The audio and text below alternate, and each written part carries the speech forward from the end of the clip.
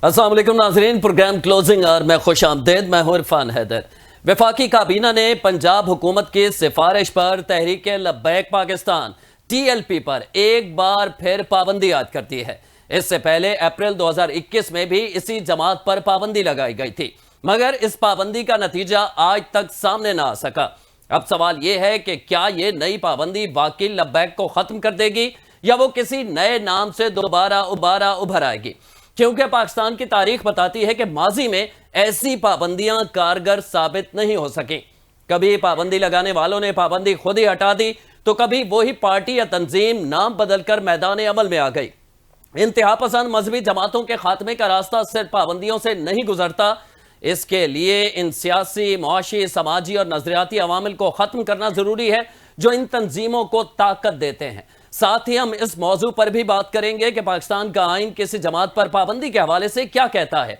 हुकूमत ने जिस कानून की मदद ली है वो सुप्रीम कोर्ट में बरकरार रहेगा या नहीं, या इंसदाद दहशतगर्दी एक्ट 1997 के मुताबिक सुप्रीम कोर्ट को रेफरेंस भेजने की जरूरत नहीं होती जो कि हुकूमती मौक़िफ़ है, या ये पाबंदी सुप्रीम कोर्ट जाकर हवा हो जाएगी।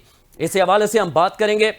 सीनियर कानूनदान हमारे साथ मौजूद हैं आफ्ताब बाजवा साहब, आपका बहुत शुक्रिया आफ्ताब साहब, और एंकर पर्सन सैयद आसिम रजा साहब ने भी हमें ज्वाइन किया है। आफ्ताब बाजवा साहब, बहुत शुक्रिया वक्त के लिए। कहिएगा, माजी में भी 2021 का वाकया हमारे सामने है, TLP पे पाबंदी लगी और माजी में भी सियासी और मजहबी जमातों पे पाबंदी लगती रही है। या नाम बदल जाता है या हम देखते हैं कि पाबंदी उसके बाद जब सुप्रीम कोर्ट में मामला जाता है खत्म हो जाती है। मौजूदा पाबंदी को किस तरह देख रहे हैं आप?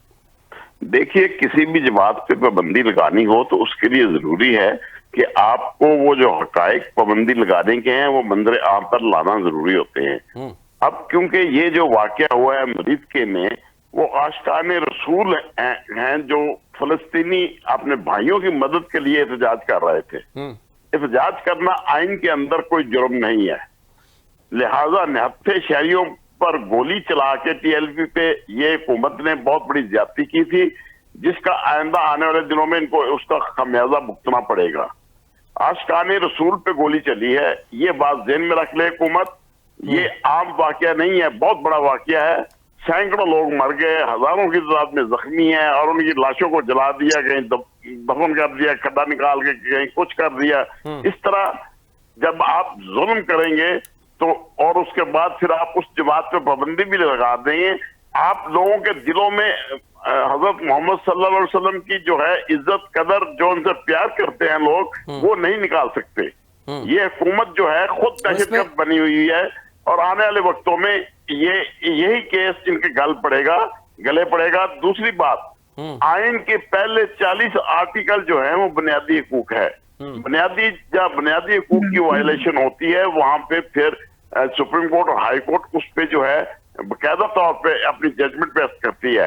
अब ये मामला जब सुप्रीम कोर्ट जाएगा तो सुप्रीम कोर्ट पूछेगी ना, बताइए ये कौन से दहशतगर्द है और इन्होंने कौन सी दहशत मुल्क के अंदर फैलाई है। ये तो आशिकाने रसूल हैं। ठीक है, अच्छा, मैं रसूल जो है, जो भी प्यारे रसूल से मोहब्बत करे और उसके मोहब्बत के लिहाज से आपने मुसलमान भाइयों की, फलस्तीनी भाइयों की आवाज उठाने के लिए वो बाहर निकले थे। कोई दो राय नहीं ना कि उनका कोई दहशत फैलाने का कोई प्रोग्राम था। इन हालात में जो पाबंदी लगाई गई है, ये बिल्कुल गैर आईनी, गैर कानूनी है। और इस सूरत हाल में अभी क्योंकि ये इतना बड़ा सामना हो गया है जिसमें सैकड़ों लोग मारे गए, जख्मी हुए, इस पे एक आजाद जुडिशियल कमीशन बनेगा जो इस बात की तहकीकात करेगा कि क्या ये वाकया क्यों हुआ और क्यों लोगों को गोली मारी गई। ठीक है, दूसरा मैं आपसे जानना चाहता हूँ बाजवा साहब, अगर हुकूमत इसकी जिम्मेदार है, हुकूमत इसकी जिम्मेदार है, बिल्कुल पे गोली चलाई है, बिल्कुल TLP वाले दहशतगर्द नहीं है। अच्छा। ना ही उनका आज तक कोई दहशतगर्दी का प्रोग्राम सामने आया है, ना ही उन्होंने कभी कहीं कोई धमाका किया है, ना ही उन्होंने कोई कभी इस तरह की मुल्क पाकिस्तान को नुकसान पहुंचाने की कोशिश की है। अगर कोई आशिकाने रसूल निकलते हैं किसी मुसलमान भाइयों की इमदाद के लिए तो ये दहशतगर्दी नहीं होती। अच्छा, मैं अर्ज ये है, सुन लें बाजवा साहब, खुद नजरसानी करनी चाहिए इस फैसले पे और फैसला वापस लेना चाहिए, वरना नहीं तो अदालतें मौजूद है, इंशाअल्लाह अदालतें आजाद हैं और अदालत फैसला करेंगी। बाजवा साहब, अर्ज ये सुन लें कि 2021 में जब GT रोड पे इसी TLP के 7 कारकुन कत्ल कर दिए गए थे, उस वक्त की हुकूमत थी, जाहिर है उस्मान बुज़दार थे पंजाब में, और वफाक में इमरान खान साहब की हुकूमत थी, तो उस वक्त भी ये पाबंदी जो बाद में लगाई गई थी उस वक्त भी गलत थी, आप कहेंगे? जी बिल्कुल गलत किया था। अच्छा। देखिए ऐसा कोई काम जो गैर आईनी गैर कानूनी हो, देखना ये होता है एहतजाज जो है वो किस मकसद के लिए कर रहे हैं। क्या उन्होंने कोई खुदकश बम्बार तैयार किए हुए थे जो मुख्तलिफ जगहों पे उन्होंने धमाके किए हो, लोगों की जाने गई हो, या उन्होंने ऐसा अमल किया हो जिससे मुल्क को नुकसान पहुंच रहा हो? वो तो एक अपना एहतजाज रिकॉर्ड कराने के लिए इस्लामाबाद जा रहे थे। और ये मुल्क की वो 2021 का हो या ये वाला वाकया हो, सर, मुल्क की इमलाक जलाना, ये बिल्कुल गैर कानूनी और गैर आईनी इक़दाम है हुकूमत का। ये कितना मुश्किल होता है सर में जो है ये आने वाले दिनों में आप देखेंगे कि अब कुछ दिनों की ही बात रह गई है। मैं भाई आपको एक बात बताता चलूं, अल्लाह ताला कभी नीचे आके किसी को डांग नहीं मारता, सिर्फ बंदों की अकल मारता है, अकल पे पर्दा डालता है। ये हुकूमत की अकल पे पर्दा डला हुआ है। इन्होंने 26 नवंबर का भी वाकया किया जो डी चौक शहीदों का चौक बन गया है। अच्छा। अब ये ब्रीद के भी शहीदों का मरीज के हो जाएगा। इन हालात में मुल्क के अंदर इंतशार बढ़ेगा अगर इन्होंने इस तरह किया। ये मुल्क की सबसे बड़ी मजहबी जमात है और उसमें बदली लगाना इंतहाई गैर आईनी और गैर कानूनी है। ठीक है, मैं एंकर पर्सन सैयद आसिम रजा साहब हमारे साथ मौजूद है। आसिम रजा साहब, बाजवा साहब की जाहिर है उनकी राय है, हमारे लिए काबिल एहतराम है। मैं आपसे ये जानना चाहता हूं, मुल्क की इमलाक किस मुश्किल से बनती हैं? आप मैं टैक्स चंदा देते हैं जिसके नतीजे में ये इमलाक वजूद में आती हैं, उन्हें जलाना, फिर पुलिस एहलकारों की जाने चले जाना, ये सारी चीजें भी हमारे सामने हैं। जहां हम ये देख रहे हैं कि टीएलपी के लोगों पर तशद्दुद हुआ, वहां सरकारी लोगों को कत्ल भी किया गया है, सरकारी इमलाक, आम लोगों की गाड़ियों को आग भी लगाई गई, और ये पहली दफा नहीं हुआ। आप क्या कहेंगे, इस पाबंदी को किस तरह देख रहे हैं? बहुत शुक्रिया जी, बज़त एहतराम बाजवा साहब से। देखिए जी, हुर्मत रसूल के लिए हमारी जानें भी हाजिर हैं। ठीक है, जब हम आशिकान रसूल की बात करते हैं तो हर पाकिस्तानी के दिल में जो है ना वो एक आशिक रसूल है। ठीक है, और जितने मुसलमान इस वक्त बसते हैं पाकिस्तान के अंदर वो इस हुर्मत के ऊपर अपनी जान निछावर करने के लिए तैयार होते हैं, लेकिन तरीक़ाकार देखना होता है कि कितना गलत तरीक़ाकार इस्तेमाल हुआ। आपको इसी चीज को अगर थोड़ा सा माजी में जाएं तो लाल मस्जिद वाला इशू नजर आ जाएगा। आपको किसने अथॉरिटी दी है कि आप कानून हाथ में लें? आप लोगों की निजी अमलाक को, लोगों की प्राइवेट प्रॉपर्टी को, गाड़ियों को, सरकारी अमलाक को, पुलिस वालों को मारें। SHO शहजाद किसके जुर्म में मारा गया, 11 पुलिस एहलकार जो शहीद हुए वो क्यों हुए?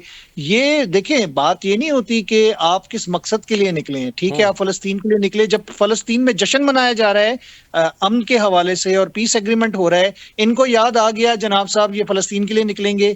2 साल वहां पे 70,000 फलस्तीनी मर गए, बच्चे, औरतें, बूढ़े, जवान। उस वक्त फलस्तीन याद नहीं आया किसी को, उसकी इमदाद के लिए कोई बाहर नहीं निकला, उसके लिए कुछ नहीं हुआ, उसके लिए कोई बात नहीं की गई। अचानक इनको फलस्तीन याद आ गया जब फलस्तीन में अमन कायम हो रहा है, पूरी दुनिया उसका जश्न मना रही है। इनको याद आ गया कि जी हम इस्लामाबाद जाएंगे और US एम्बेसी में जाएंगे। देखें, कानून को हाथ में लेने के कोई किसी को इजाजत नहीं होती, कोई भी सियासी जमात हो या मजहबी जमात हो। ठीक है, हम बात करते हैं इस वाकये के हवाले से, तो अगर ये कहते हैं जी सैकड़ों अफराद और पता नहीं कितने लोग, जिस तरह का प्रोपोगंडा इंडिया भी कर रहा था, जिस तरह का प्रोपोगंडा और भी लोग कर रहे थे, अच्छा। उसको मैं यकसर मुस्तरद इसलिए करता हूं कि देखें वो लोग कहाँ हैं जिनके लोग मरे हैं, वो सामने आए ना, वो अदालत में एक दरखास्त दायर करें कि जी हमारा फला फला शख्स मर गया है। आपको तादाद का पता चल जाएगा। आपको 26 नवंबर की ये बात कर रहे हैं, कितनी तादाद निकल के सामने आई है? 16 या 12।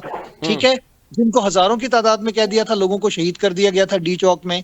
ठीक है, बात को हकाइक के मुताबिक कोट करना चाहिए। आप एक प्रोग्राम के अंदर बैठ के जब बात करते हैं तो उसके कॉन्टेक्स्ट टू द रेफरेंस होना चाहिए, आपको ऑथेंटिकेशन के साथ बात करनी चाहिए।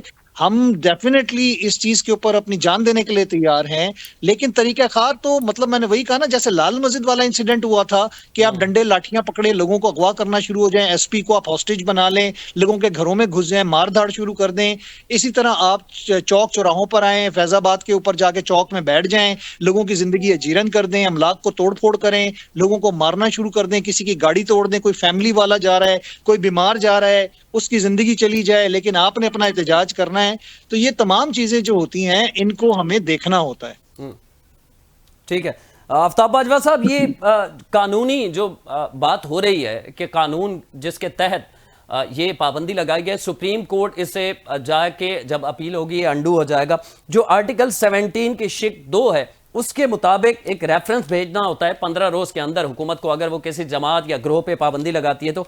ये उससे हटके ये कानून का सहारा लिया गया, पाबंदी लगाई गई। ये क्या, इसमें डिफरेंस क्या है कानूनी तौर पे, मैं समझना चाह रहा हूं। कानूनी तौर पे बिल्कुल आप जो बात कर रहे हैं इसका अब रेफरेंस बनेगा। रेफरेंस बन के इस पे बकायदा तौर पर सुप्रीम कोर्ट कोई फैसला देगी। अच्छा, पहले तो सुप्रीम कोर्ट इस पे एक आजाद जुडिशियल कमीशन मुकर्रर करेगी कि ताकि असल हकायक जो है वो सामने आए। पाबंदी लगाते हुए हुकूमत ने तो अपना मौकफ दे दिया है, लेकिन टीएलपी वालों का मौकफ सामने नहीं आया। जब तक दोनों फ्रीकैन का मौकफ सामने नहीं आता तो कोर्ट उस वक्त कोई फैसला नहीं करती। तो लिहाजा टीएलपी के अभी तक जो उन पे ऑपरेशन हो रहे हैं, उनके जो वर्कर्स हैं, उनके ओहदेदारान हैं, उनको उठाया जा रहा है, उनके घरों में छापे मारे जा रहे हैं। ये किस कानून के तहत हो रहा है सारा कुछ? लिहाजा हर इंसान को एहतजाज का हक है। पाकिस्तान का आईन पाकिस्तान उसका हक देता है वो एहतजाज करे, चाहे वो फलस्तीन के बारे में कर रहे हो या अपने हकूक के बारे में कर रहे हो। जब हमारे बुनियादी हकूक में ये बात शामिल है एहतजाज, तो फिर इसको आप गैर कानूनी और गैर आईनी नहीं कह सकते। फिर इस पे आप किसी जमात पे पाबंदी नहीं लगा सकते। आप जो लाल मस्जिद का हवाला दे रहे हैं या पहले का जो बात कर रहे हैं, उस वक्त को हालात और थे। उस वक्त जो धरना इन्होंने फैजाबाद दिया था वो कुछ और हालात थे। अब जो देखना यह है कि रीजन क्या थी इनका जो एहतजाज करने की, और एहतजाज करते हुए तो जरूरी नहीं था कि इनको वही मरीज में गोलियां मारते। हर डिस्ट्रिक्ट की पुलिस मौजूद थी, हर जिले में 4-5 जिले आगे आते हैं। मरीज से गुजरांवाला आना था, फिर आगे गुजरात आना था, आगे खारियां आना था और जेलम आना था, फिर जाके इस्लामाबाद पिंडी का रास्ता आता है। इस जगह पे तमाम जगहों पे रोका जा सकता था। 500-1000 बंदे को रोक लेते तो ऐसा कोई फर्क नहीं पड़ना था। ये इंतहाई गलत मंसूबाबंदी करके लोगों को अंधाधुंध गोलियां मार के, और ये भी मैं आपको बता दूं, जब इस तरह का वाकया करना होता है हुकूमत में तो फिर ये अपने ही बंदों को खुद ही गोलियां मार देते हैं पुलिस वालों को। अच्छा, अभी जो वीडियो सामने आ रही हैं उसमें इन्हीं के बंदे पुलिस वालों को गोलियां मारते हुए नजर आ रहे हैं। पुलिस के ही बंदे और रेंजर के बंदे हैं, पुलिस को गोलियां मारते हुए नजर आ रहे हैं। सर, आजकल एआई जनरेटेड वीडियोस आ गई हैं, आपने आफ्ताब बाजवा साहब, और आने वाले वक्तों में जब ये सारा मवाद जुडिशियल कमीशन के सामने आएगा तो वो डिटरमिन करेंगे क्या ये लोग दहशतगर्दी के लिए वहां थे या गोलियां मारने के लिए वहां गए थे या किस मकसद के लिए गए थे। तो लिहाजा किसी के बुनियादी हकूक को आप पाबंदी लगा के सर्व नहीं कर सकते। कानून के मुताबिक अगर करेंगे तो फिर चलेगी बात। और आफ्ताब बाजवा साहब, ये आजकल एआई का दौर है, किस तरह किसी भी वीडियो को देख के हम किसी नतीजे पे पहुंच सकते हैं? ज़ाहिर है उनका फॉरेंसिक होगा ना। मैं जो जानना चाह रहा था वो ये था कि जो एटीए एंटी टेररिस्ट एक्ट है और उसके तहत ये पाबंदी लगाई गई है। वजारत दाखिला ने आज बोला है कि रेफरेंस सुप्रीम कोर्ट को हम नहीं भेजेंगे क्योंकि आर्टिकल 17 का शिक 2 का सहारा हमने नहीं लिया। तो इसकी नतीजे में जो 1997 का गालिबन फारूक लगारी साहब के दौर में ये एक्ट बना था, तो उसके तहत यह पाबंदी लगाई गई है। तो अब जब हुकूमत सुप्रीम कोर्ट में रेफरेंस नहीं भेज रही, वजारत दाखिला की जानिब से कह दिया गया है, तो फिर जिस पे पाबंदी लगी है वो सुप्रीम कोर्ट अपील करेंगे, इसका कानूनी राह क्या होगी? देखिए, जो 97 का कानून एंटी टेररिज्म एक्ट है जी, अब देखना यह है कि कौन सा इन्होंने टेररिज्म वहां पे फैलाया लोगों के अंदर। सबसे पहले तो इंपॉर्टेंट जो इसका फिगर है वो है कि टेरर क्या फैलाया था, किस मकसद के लिए निकले थे। ये मुल्क के अंदर एहतजाज करने निकले थे तो इनका मकसद क्या था और ये करना क्या चाहते थे। इस चीज को डिटरमिन करने के लिए इसका एक आजाद जुडिशियल कमीशन बनेगा, जिसके अंदर ये तमाम जितनी भी वीडियोस बनी हुई हैं सामने आएंगी। उनकी रोशनी में फिर वो जुडिशियल कमीशन एक फैसला करेगा। उसकी रिपोर्ट जो है वो अहमियत की हामिल होगी, ना कि पुलिस की इन्वेस्टिगेशन को बनेगा। लिहाजा इन हालात में एंटी टेररिज्म एक्ट भी जो है वो भी इस बात का तकाजा करता है कि इस पे आप जुडिशियल कमीशन बनाएं। ठीक है आसिम भाई, आपको भी यही लगता है? माजी की अगर मिसालें देख लें, कोई एनएपी एएनपी बाद में बन गई, उन्होंने नाम तब्दील कर लिया, फिर उसके बाद दीगर भी ऐसे नाम मौजूद हैं मजहबी जमातों के हवाले से भी, तो आप क्या कहेंगे, नाम तब्दील होगा या सुप्रीम कोर्ट से रिलीफ मिल जाएगा? देखिए, सुप्रीम कोर्ट तक जाने की मेरे ख्याल है नौबत ही नहीं आएगी, क्योंकि ये मैच फिक्स होता है। आपको पता है कि बहुत सारी हमारी मजहबी जमातें जो हैं वो मुख्तलिफ सियासी जमातों के लिए वोट बैंक का किरदार अदा करती हैं। अच्छा। ठीक है। और माजी में भी हमने देखा कि बहुत सारी ऐसी जमातें, ऐसे ग्रोह जो हैं, बल्कि मैं जत्थे कहूंगा, उनको वोट बैंक के लिए इस्तेमाल किया गया और उनको प्रोटेक्ट किया जाता रहा। लेकिन बाद में at the end of the day, आपको मुत्तहिदा की मिसाल, एमक्यूएम की भी मैंने बात की, ये तमाम चीजें ऐसी हैं कि आपको जब सुप्रीम कोर्ट वाला मैटर आएगा या फिर जब उधर गवर्नमेंट को लेके जाना होगा, तो इनके जो निगोशिएशंस होंगे, डेफिनेटली वो कोई ना कोई, आपने देखा जब फैजाबाद में नोट बांटे गए, साबिक डीजी आईएसआई जो थे, जिसके ऊपर हमारे शौकत सिद्दीकी साहब जो थे जज, उनको फारिग भी कर दिया गया उस केस को सुनने की वजह से। जब वो फैसला देने लगे थे, उसके बाद काजी फाइज ईसा साहब ने उसके ऊपर फैसला दिया। तो ये चीजें, तमाम चीजें जो है इशारा इसी तरफ करती हैं कि ये मामला तय हो जाएंगे और बाजवा साहब के जितने कंसर्न्स है ना, वो वहीं के वहीं रह जाएंगे। कि अच्छा। एआई जनरेटेड वीडियोस थी, लोगों को पुलिस ने गोलियां मारी या पुलिस वालों ने मिलकर खुद को एक दूसरे को गोलियां मारी, ऐसा कभी भी नहीं होता। ठीक है, कि कोई पुलिस वाला खड़ा होगा और अपने ही पुलिस वाले को गोली मारेगा, ये कोई फिल्म नहीं बन रही, ये पाकिस्तान है। और पूरी दुनिया वहां पे देख रही थी, दुनिया ने इस चीज को नोटिस किया। और आजकल आपको मालूम है कि सोशल मीडिया इतना तेज है कि एक सेकंड में वीडियो जो है वो ट्रेवल करती है।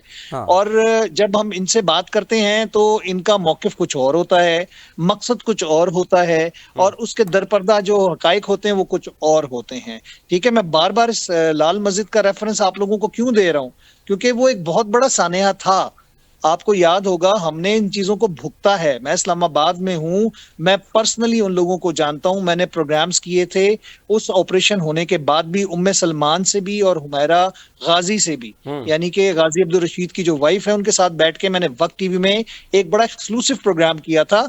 मैंने फैक्ट्स मांगे थे उनसे, जिस तरह अभी बाजवा साहब बोल रहे हैं ना, मैंने प्रोग्राम में फैक्ट्स मांगे थे कि हमें बताएं कि कितने तलबा आपके या तालिबात जो थी, जिनका आप बयान कर रहे हैं कि उनको मार दिया गया और जला दिया गया, जिस तरह भी बाजवा साहब ने कहा, तो उनके पास कोई जवाब नहीं था। मैंने कहा कोई रिकॉर्ड आप लोगों ने मेंटेन किया हो वो आप हमें दिखा दें, या आपके पास कितना लाइसेंस्ड असलहा था, क्योंकि असलहा तो मैंने अपनी आंखों से देखा था वहां पे। जब लाल मस्जिद के ये मामला चल रहे थे तो हमारा रोज का वहां से गुजर भी था और हमारा आना जाना भी था।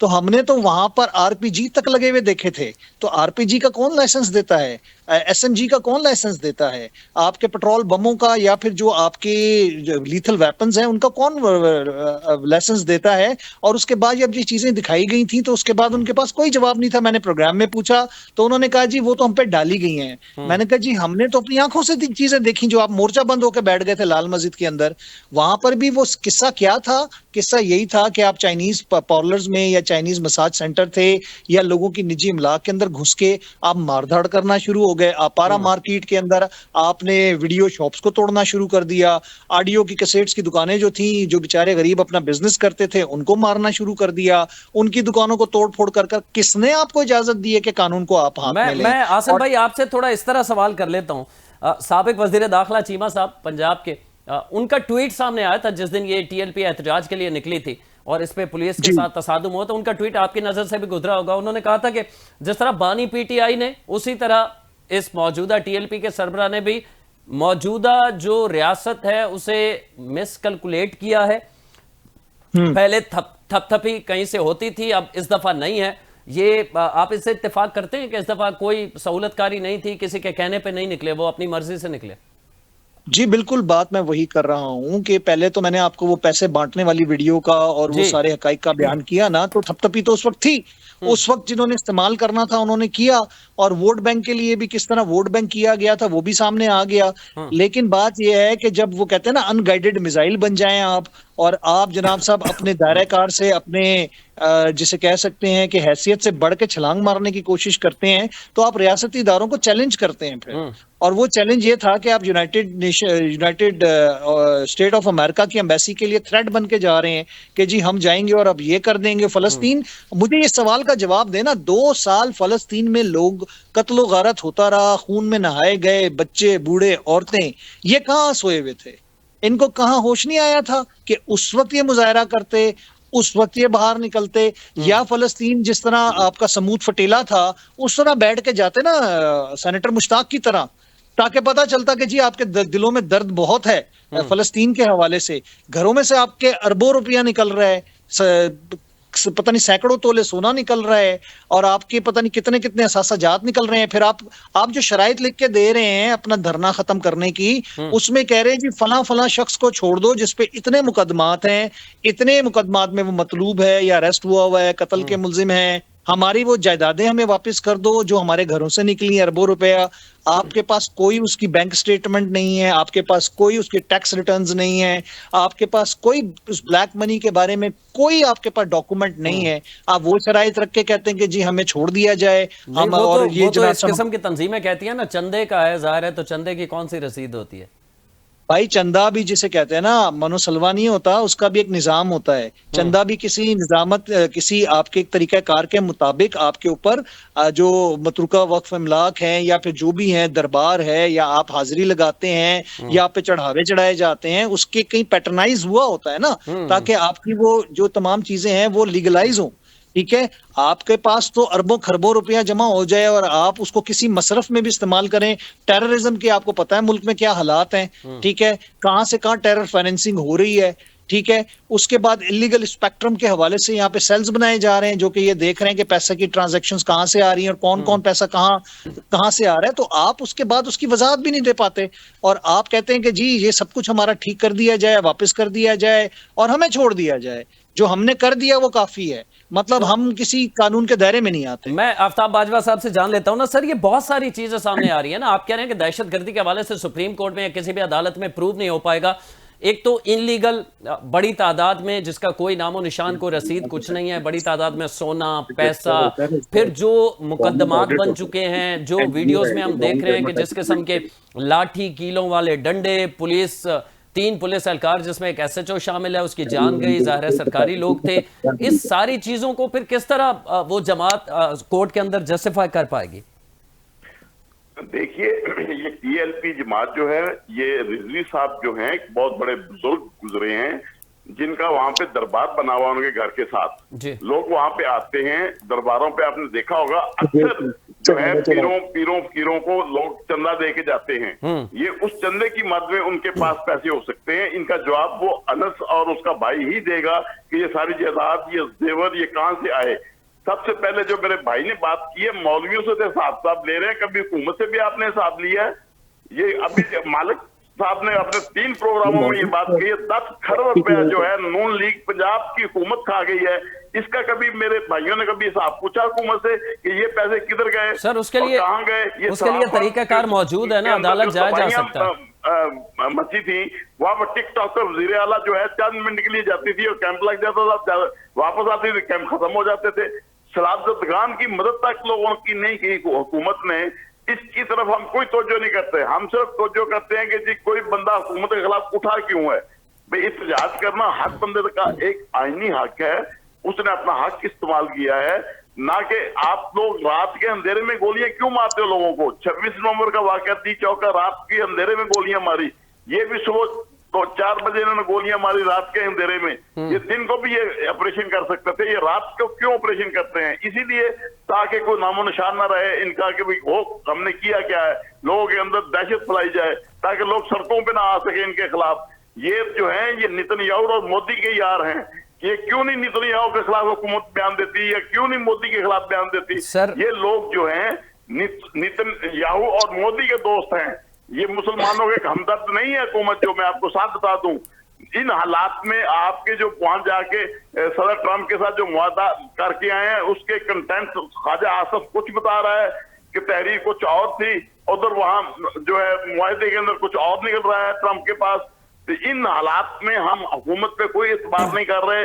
वो पाकिस्तान का भी पता चला है कि ये जो एयरबेस है नूर खान एयरबेस जो इस्लामाबाद में है, रावलपिंडी में, वो भी इन्होंने अमेरिका को हवाले कर दिया हुआ है। ये किसके कहने पे किया है? ये मुल्क की प्रॉपर्टी। सर ये यूट्यूब वाली खबरें हैं, माजरत के साथ। आफ्ताब साहब उन लोगों पे तो हैं जो अपने हकूक के लिए बाहर निकलते हैं। बाजवा साहब, ये चंद यूट्यूबर्स की शरारत है, ये एयरबेस देने वाली खबरें देखना होगा। ये 47 की हुकूमत है, इसकी कोई औकात नहीं है, कोई हैसियत ही नहीं है। अवाम की नजर में ये बिल्कुल चोर डाकू लुटेरे हैं, ये जीरा ब्लेड टाइप के लोग लाकर उठा दिए, अरबों खरबों रुपए का घपले कर रहे हैं और अवाम पे महंगाई का बोझ बढ़ता जा रहा है। यकदम 26 रुपए तेल की कीमत बढ़ा देना इतना बड़ा जुल्म है, सर, आप सोच नहीं सकते। आफ्ताब साहब, इस तरफ हमारी कोई तवज्जो नहीं है। आफ्ताब साहब, आप ये जो मौलवियों ने एहतजाज क्यों किया, इनको जरूरत कैसी होगी? आप मेरा सवाल नहीं सुन रहे आफ्ताब साहब। इसकी जो है इसका जवाब नहीं है, जवाब इस बात का दें आप मुल्क के साथ कर क्या रहे हैं? आपने अवाम के साथ अर्ज सुन लेना, फौज गोली कभी नहीं चलाती, इन्होंने गोली क्यों जी चलाई? बिल्कुल नहीं चलानी चाहिए और एहतजाज करने वालों पे नहीं चला। मैं अर्ज सुन ले, 26 नवंबर का बार बार आपने हवाला दिया। जब 26 नवंबर की जो जमात एहतजाज कर रही थी, जब उनसे भी 5 नाम पूछे गए थे कि अगर आपके कोई कारकुन जाँ बाकू उनके नाम बता दें वल्दिया, तो वो भी उन्हें पता नहीं थे।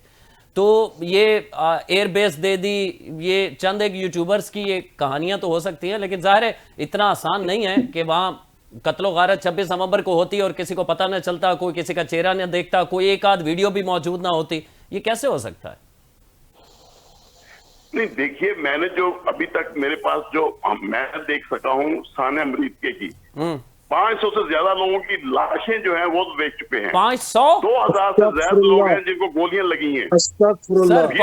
सर आपने AI जनरेटेड वीडियो तो नहीं देख ली? इन्होंने तजाब के अंदर फेंकी है, मैं कहता हूं ये 5 वो वीडियो मुझे दिखा दे सर, देख लेना। आफ्ताब साहब 5 लोगों का नाम बता दें। चले आफ्ताब साहब, मैं ऑन एयर आपसे रिक्वेस्ट कर रहा हूँ, नबी पाक सल्लल्लाहु अलैहि वसल्लम से मोहब्बत करता है, इन्होंने उन पे गोलियां आफ्ताब साहब, आफ्ताब बाजवा साहब, मैं कानूनी राय होना चाहिए, हम लोग मैंने सियासी राय दे रहे हैं, कानूनी राय नहीं दे रहे। मैं कानूनी राय आपसे जानना चाहता था।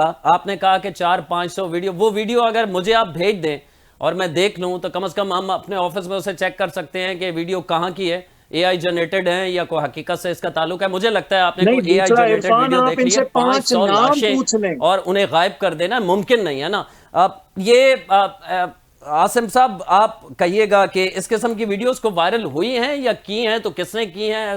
प्रोपेगेंडे के पीछे क्या था? इरफान, बात यह है कि ये पूरा जो एक लंदन और अमेरिका में बैठा हुआ यूट्यूबर का टोला है ना जी, ठीक है, उन्होंने जो फेक वीडियोस और इस तरह का मामला है, जो AI जनरेटेड बहुत सारी चीजें हैं। जब ये इंडिया और पाकिस्तान की जंग हो रही थी तो वो उस वक्त भी कह रहे थे ये सारा ड्रामा है। अच्छा। ठीक है, अभी ये बात कर रहे थे ट्वीट की या नेतन्याहू का नाम लेने के लिए। एक बहुत बड़ा जिसे कहते हैं ना फन्ने खान लीडर जो है वो जेल में पड़ा हुआ है, जिसकी रोज ट्वीट आ जाती है दुनिया के लिए, पाकिस्तान के खिलाफ, आर्मी के खिलाफ, इदारों के खिलाफ। उसने एक दफा भी नेतन्याहू का नाम लेके इसराइल को उसने मजम्मत नहीं की फलस्तीन पे हमले की।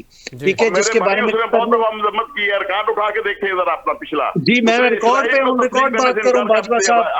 बाजवा साहब प्लीज मेरी बात पूरी होने दें, डोंट इंटरप्ट। असेंबली में जाके इस्लाम का नाम रोशन किया था। अच्छा, बाजवा साहब मौजूदा वज़ीर आज़म ने कहीं हाथ मिलाया है नेतन्याहू से, आपकी मालूमात में है ऐसा? जी वो फेक वीडियो आ गई है हाथ मिलाने की।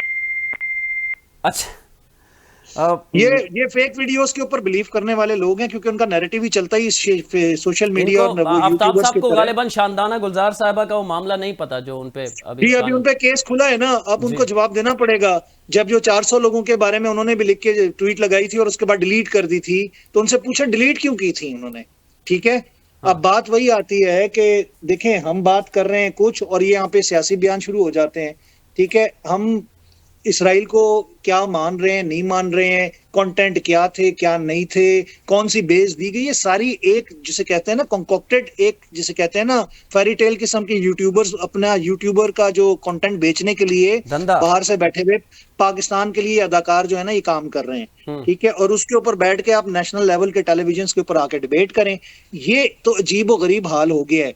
मैंने बैरिस्टर गौर साहब से पिछले दिनों जाके खुद पूछा कि आप लोग इन लोगों को डिसओन क्यों नहीं करते, या ओन कर लें या डिसओन कर दें कि यार ये हमारी पीटीआई का फेस है कि नहीं है। तो वो कहते हैं जी हम नहीं कर सकते। ठीक है, क्यों नहीं आप डिसओन कर रहे हैं अभी तक ऐसे फेक न्यूज फैलाने वाले लोगों को। ठीक है, इसी तरह ये 500 लोगों की बात करें, मुझे 5 लोगों के नाम बता दें मेरे भाई। ठीक है, मैं मान जाऊंगा कि आपकी बात सच्ची है। मीदा, गामा, सज्जा, शाहिद, पता नहीं फला फला जो भी था। साहब मेरी रिक्वेस्ट ये है कि वीडियो अगर भेज दें, कोई ऐसी वीडियो है कि सैकड़ों की तादाद में लोगों की लाशें, तो मैं यहाँ टीवी पे चला दूंगा, कोई मसला नहीं। जी ये कहा गया जी पीछे पार्क में लाशें पड़ी हुई थी, लोगों को उधर फेंका गया। को नहीं चला सकते। देखो मैं 9 मई के केस कर रहा हूँ, क्यों तो सर आप हमें तो भेज सकते हैं। कहता है कि जुडिशियल कमीशन बनाए, क्यों नहीं बनाते ये उस पर जुडिशियल कमीशन? सर, क्योंकि उनको पता है कि वो 9 मई में गाना कराने वाले लोग कौन थे। इसी तरह अमरीद के में जो वाकया हुआ है उसकी एक वीडियो नहीं, सैकड़ों वीडियो। चले वो मुझे जरूर भेजिएगा सर, मैं अपने प्रोग्राम का हिस्सा बनाऊंगा सर। 2021 में जो मारे थे टीएलपी के लोग आप लोगों की हुकूमत में, उसका जुडिशियल कमीशन बना। रखे हुए हैं इन्होंने अपने टाउट टाइप के जो पुलिस अफसर, उनको नहीं कोई भी सबूत देगा। टीएलपी वाले जो है अपना सारा रिकॉर्ड इकट्ठा कर रहे हैं सर। अच्छा चले इस तरह कर लेते हैं, इस तरह कर लेते हैं आफ्ताब साहब के टीएलपी के वहां कितने कारकुन होंगे आपके अंदाजे के मुताबिक? 4-5 हजार तो होंगे ना जो एहतजाज कर रहे होंगे, या 2000? कम से कम 1500 तो होंगे। 1500 लोग थे टोटल भाई। 1500 में से 100-150 के पास तो होगा मोबाइल जिन्होंने वीडियोस बनाई होंगी तशद्दुद के दौरान। जब वक्त आएगा तो ये सारा कुछ पेश कर दिया जाएगा। इस वक्त इन जालिमों को ये वीडियो देके जाया नहीं करना चाहते टीएलपी वाले। नहीं, वो उस पे नेट पे तो कर सकते हैं ना, पब्लिक कर सकते हैं, आवाम देख ले, कोई ऐसी हकीकत है तो। पहले एक आजाद जुडिशियल कमीशन बनाए जहां पेश किया जाए ताकि रिकॉर्ड जो है उसका महफूज रहे। अच्छा, और ये 9 मई पे किस तरह आप समझते हैं कानूनी तौर पे? बानी पीटिया का मुतालबा सही है, मैं प्रोग्राम कहीं और था, कहीं और चले गए हम। बहरहाल जुडिशियल कमीशन बनाने का, क्योंकि हम माजी में जो हमने 15-18 साल में सहाफत की तालिब इल्मी में देखा है वो ये जुडिशियल कमीशन उस वक्त बनता है जब ये गुमगू की कैफियत हो कि ये चीज़ हुई है या नहीं हुई, जिसकी वीडियोस मौजूद हैं, लोग बाकायदा जश्न मना रहे हैं, हम इनकलाब ला रहे हैं, उस पर अब मजीद जुडिशियल कमीशन बनाने की जरूरत पेश आएगी? मेरे भाई जो 9 मई की बात कर रहे हैं, मैंने केस किए हैं। अब इमरान खान का जो बगावत का कहते हैं जी, उसने सबको उकसाया इस पे। एक पुलिस वाला उसके मेज के नीचे बैठा हुआ था, एक पर्दे के पीछे खड़ा है, उसका ड्राइंग रूम है काफी बड़ा। नहीं, इस पे तो उन्हें अब तक सजा नहीं हुई ना, लेकिन गवाहान के बयानात हुए हैं उनके अदालतों के अंदर।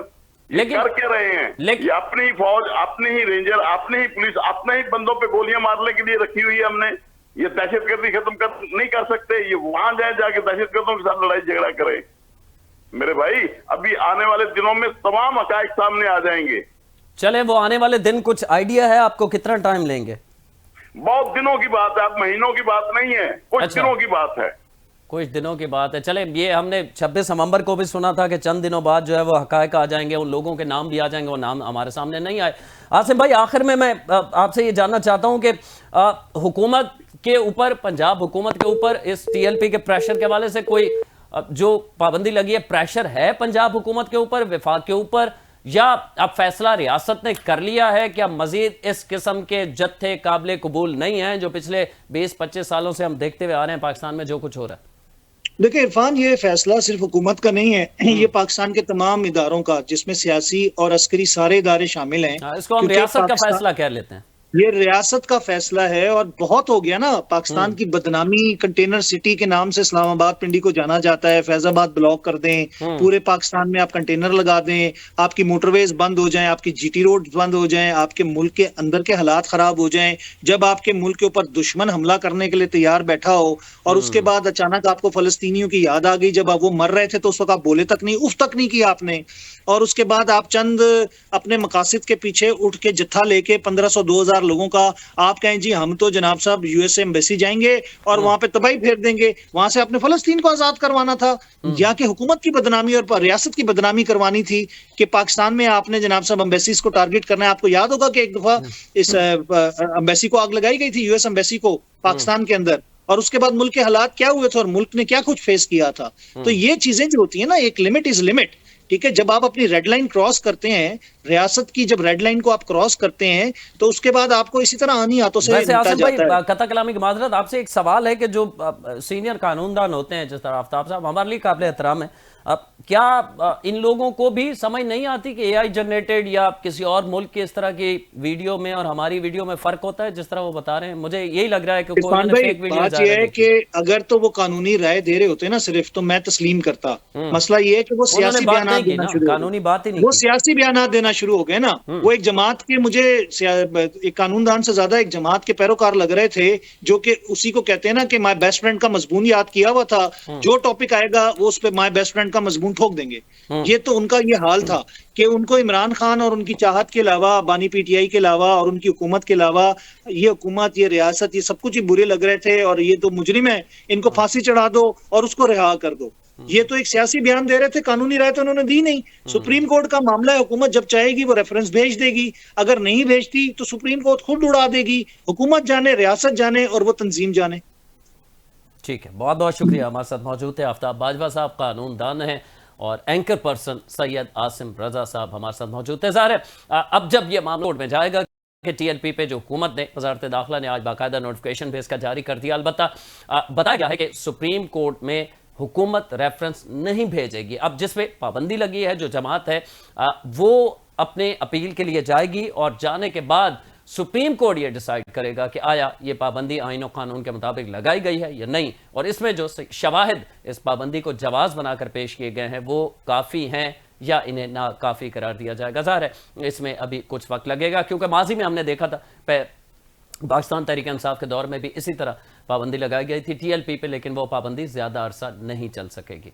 प्रोग्राम का वक्त इख्तिताम को पहुँचता है। कल तक के लिए इरफान हैदर को इजाज़त दीजिए। अल्लाह के बाद।